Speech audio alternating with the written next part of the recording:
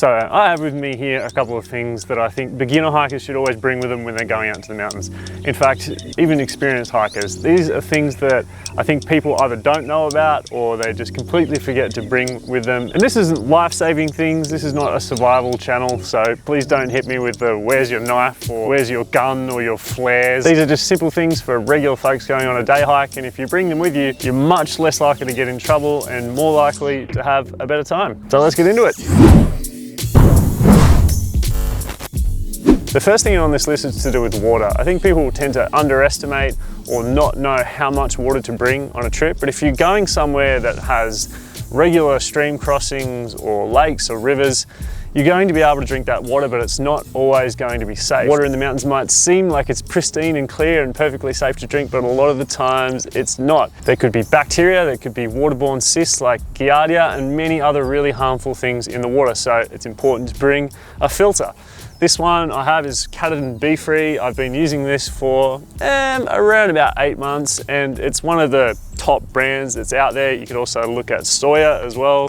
Both of those brands are from the US. But the reason I like this one is because it's a built-in soft bottle. It's easy to just slip into my pack. I can have it on the side pocket and just whip it out whenever I'm going past a stream. A lot of the time, I'm not carrying much more than a litre of water unless I'm in an area where I know there's not going to be a lot of streams. So this allows me to not carry too much weight. I can move quickly and I can just sip as I go. I can honestly say that this thing has saved my life at least once. I was pretty close to being very dehydrated and I found just a tiny trickle of water, and it was very, very bad quality, but I was able to get enough water to keep going because of this filter. So super important.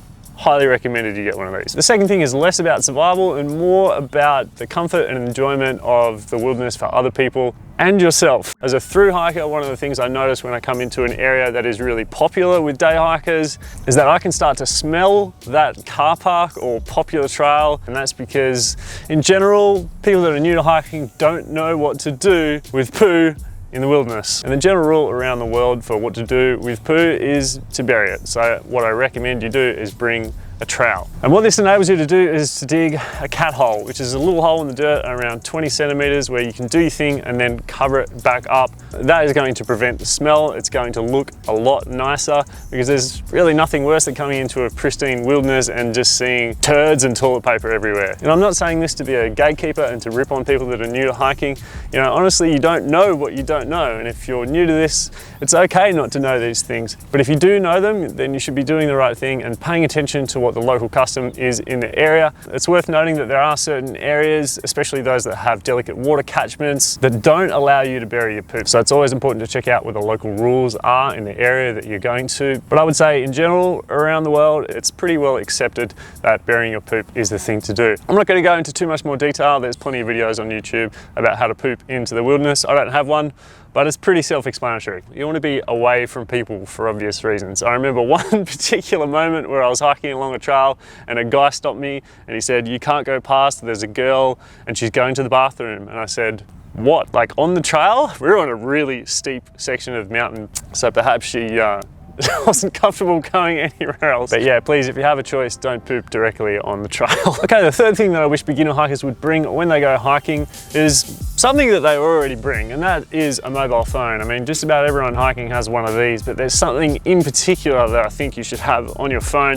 and that is downloaded, available offline maps. I can't count the amount of times I've been out on a trail and someone's come up to me saying, "Do you know where the trail is to get to here?" Or "Do you know what mountain that is?" Or "I'm lost, I have no idea where I am, can you help me get back?" These things happen because people don't realize that there's no internet in the mountains. Google Maps is probably not going to help you on a hike. As soon as you get out of range, you're going to have no idea where you are or how to get back. Now, of course, bringing a map and a compass is useful, and you should always have that as a general rule, but those kind of things take time to learn, and most beginner day hikers probably aren't going to spend a weekend learning how to do navigation on maps and compass, especially when it's so easy to just download an app like Maps.me, which is completely free. But what I recommend you do, whatever app you're using, whether it's Maps.me, Outdoor Active, Gut Hook Guides, whatever, download the maps for the region that you're going to, And that way, you're not gonna get lost. You're gonna be able to see where the streams are. You're gonna know the names of the peaks,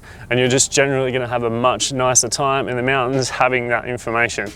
Being lost in the mountains is really, really scary. Now, I know what the old school analog boomer audience is currently typing in the comments section. What if your phone breaks, or what if you get water on it and it doesn't work anymore? Well, of course, you need to bring a map and a compass, but honestly, the most likely thing is that you run out of battery. So the fourth thing I'm recommending for beginners to bring is an external battery pack.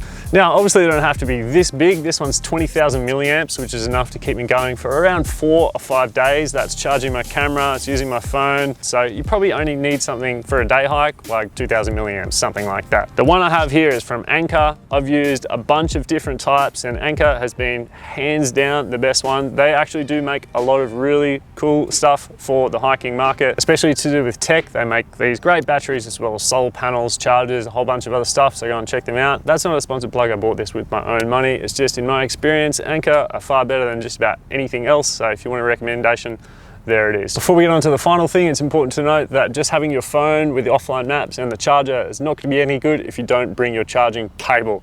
So make sure that's on the list. So the final thing that I think beginner hikers should be adding to their hiking kit list is good quality socks. Personally, I'm a fan of wool with a synthetic blend, and for the pièce de résistance, a little bit of silver that is antibacterial. But wool in general is a much better fiber than, say, cotton.